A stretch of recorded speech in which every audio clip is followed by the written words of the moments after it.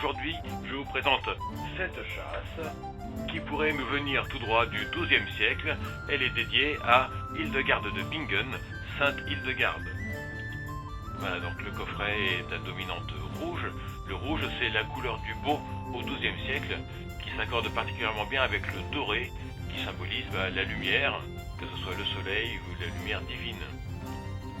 Donc là, on a sur le couvercle, sur le fronton du couvercle, ce texte attribué à Sainte Hildegarde, qui est écrit en latin, précisément en lingua ignota.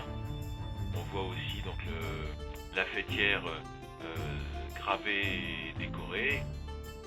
Et sur la façade du coffret, cette illustration qui représente Sainte Hildegarde recevant ses visions, et à droite, l'organisation du monde, du cosmos, selon Sainte Hildegarde. À l'arrière, des jolies charnières fixées par des clous forgés.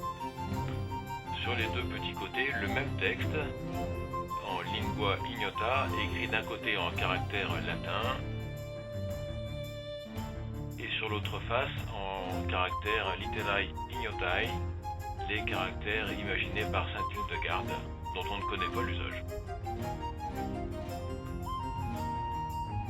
L'ouverture par une petite serrure à clé,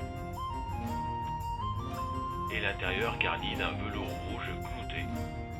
Alors, Sainte Hildegarde, contemporaine de Barberousse et de Bernard de Clairvaux, elle est un des personnages les plus considérables de ce XIIe siècle. Visionnaire, elle décrit ses visions dans deux ouvrages, le Scivias et le Liber Divinorum Operum, le livre des œuvres divines, d'où est tirée l'illustration qui décore la façade de cette chasse. On lui doit aussi donc énormément de cantiques, de pièces musicales, également